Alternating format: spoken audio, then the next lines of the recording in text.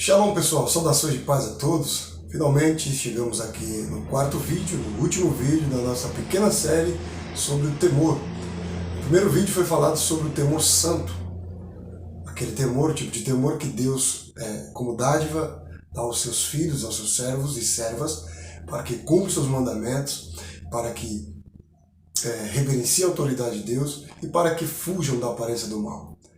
O segundo tipo de temor aqui falamos sobre o temor vil, que seria basicamente uma consequência natural do pecado, mas com que todos os homens, após o seu pecado, ele fuja de Deus, ao invés de correr para Deus.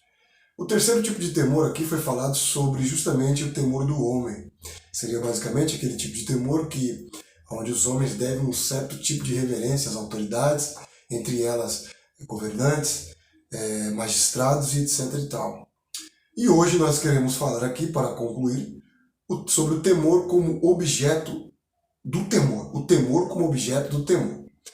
Bom, mas o temor, ele também assume outro sentido. Por exemplo, em Gênesis capítulo 31, verso de número 42 e 53, onde Deus é chamado de temor de Isaac. Isso é, o Deus a quem Isaac temia e o adorava. Eu quero ler aqui com você no versículo 42, diz assim: se o Deus de meu pai, o Deus de Abraão e o temor de Isaac, veja aqui, Deus é o objeto do temor de Isaac, não fora comigo, por certo, me enviarias agora vazio. Versículo de número 53 diz assim: e o Deus de Abraão e o Deus de Naor, o Deus de seu pai, julgue entre nós. E jurou Jacó pelo temor de seu pai. Então você observa que o temor que Isaac tinha era o próprio Deus da concepção de Jacó, que era o objeto do temor de Isaac.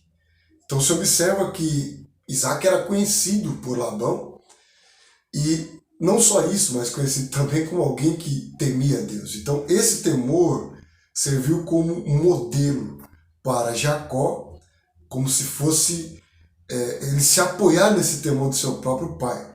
Mas o que é interessante, que aquilo que os ímpios temem, isto é, as coisas que os aterrorizam, isso sobrevém contra eles, conforme diz lá em Provérbios capítulo 1, verso de número 26, diz assim, ó: também eu me rirei da vossa perdição, e zombarei vindo o vosso temor.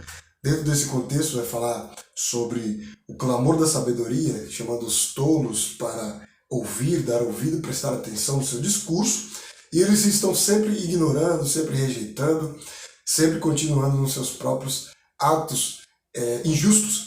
E Deus aqui, através de Salomão, uma linguagem irônica, diz que quando viesse o temor deles, ou seja, aquilo que eles temem, quando viesse a acontecer isso, Deus se riria deles. Então, ou seja, aquilo que os homens temem, ou aquilo que eles se sentem aterrorizados, e isso de certa forma como objeto do temor deles, virá a se concretizar. Também Provérbios capítulo 10, verso 24, expressa também como cor vivas essa concepção. 10, versículo de número 24 diz assim: o temor do ímpio virá sobre ele, mas o desejo do justo Deus o cumprirá. Então se observa que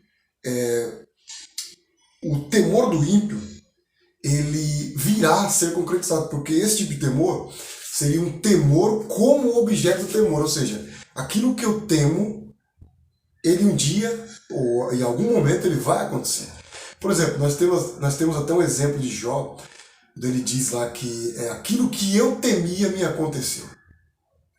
O que eu mais temia me aconteceu. Então você observa que esse é um tipo de temor que, de certa forma, virá se concretizar como sendo o temor, tendo em si o próprio objeto de temor. Quando eu temo aquilo que eu temo virá se concretizar. Isaías capítulo de número 66, verso 4, também, o profeta também traz essa ideia também. Versículo 4 diz assim, ó: também eu quererei as suas ilusões, farei vir sobre eles os seus temores. Deus vai trazer sobre os ímpios, né, aquilo que eles sempre temeram. Porquanto clamei e ninguém respondeu, falei e não escutaram, mas fizeram o que parece mal aos meus olhos e escolheram aquilo em que eu não tinha prazer. Então você observa aqui que aquilo que eles temem, isso virá a se concretizar. Um outro exemplo básico, por exemplo, quando os hebreus entraram na Terra Prometida, Deus enviou o seu temor perante eles, né? Destruindo e espalhando os cananeus de tal modo, impressionando-os com o seu temor a ponto de ficarem intimados e incapazes de resistir os invasores. Ou seja, o temor dos cananeus era tão grande em relação aos hebreus, através do que Deus fazia por meio da vida deles, que eles temiam que aquele povo viesse para a Terra Prometida, e foi justamente isso que aconteceu. Deus enviou os hebreus para a Terra Prometida, e eles ficaram ali, no caso os cananeus, ficaram sem condição nenhuma de resistir, porque justamente aquilo que eles temiam aconteceu. E Êxodo capítulo 23, versos 27 e 28, traz essa ideia, por exemplo. 23, 27 e 28. Êxodo 23, 27 e 28 diz assim: enviarei o meu terror diante de ti e desconcertando a todo o povo aonde entrares. Farei que todos os teus inimigos te virem as costas. Também enviarei vespões diante de ti, que lances fora os heveus, cananeus, heteus diante de ti. Então se observa aqui que a fama era tão pesada de Deus sobre Israel, sobre os hebreus, que os cananitas ali, os que habitavam na Terra Prometida, eles tinham medo disso, que a fama deles se espalhou mundo afora.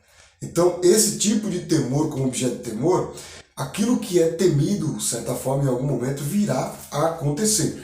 Por isso que Deus colocou a sua glória, sua fama, o seu nome sobre Israel, sobre os hebreus, e essa fama trouxe espanto às nações vizinhas, fazendo com que eles temessem. E através desse temor eles se espalhassem, eles mesmos abandonassem a Terra Prometida, sem precisar necessariamente de luta. Mas quando nós vamos ver o livro de Levíticos, nós vamos ver que Deus ele deixou algumas nações ali, justamente para provar o coração dos hebreus, para ver se de fato eles obedeceriam ao Senhor. E o que aconteceu foi justamente que eles se misturaram e acabaram sendo advertidos por Deus. Nesse sentido, o temor também pode ser encontrado em Jó capítulo 4, verso 6, onde está escrito, Jó capítulo 4, versículo de número 6. Eu vou ler aqui rapidamente. Jó 4, verso 6, nos diz assim: porventura não era o teu temor de Deus a tua confiança e a tua esperança a sinceridade dos teus caminhos? Veja que interessante, que pergunta, né? Não era o teu temor de Deus a tua confiança? O teu temor de Deus era a tua confiança. Notável isso. Então se percebe que o temor ele pode ser encontrado também no capítulo 9, verso 34 de Jó, que diz assim: ó, tire ele a sua vara de cima de mim, e não me amedronte o seu terror. Era exatamente isso que Jó tinha medo. Ele temia tanto a Deus que a concepção hebreia, a concepção oriental, acreditava e acredita que tudo que vinha, bom ou mal, vinha da parte de Deus. Então, fazendo uma leitura do livro de Jó, nós percebemos que o que Jó temia era justamente aquelas coisas que viessem a acontecer com ele, no caso, o juízo de Deus. Sendo assim, ele pede aqui no caso, Jó é acusado aqui pelos seus amigos, e o clamor é: tire ele a sua vara de cima de mim e não me amedronte o seu terror. Então se percebe que aqui Jó voltou a um de seus assuntos prediletos. E esse assunto era o quê? Acusar a Deus de maltratá-lo. Ou seja, já estava se tornando o hábito de Jó culpar Deus por seus problemas e aflições no corpo. Nessa passagem, no caso, pede a Deus para tirar a sua vara de cima dele e não amedrontar. Então, dentro do contexto, nós percebemos que era isso que Jó temia.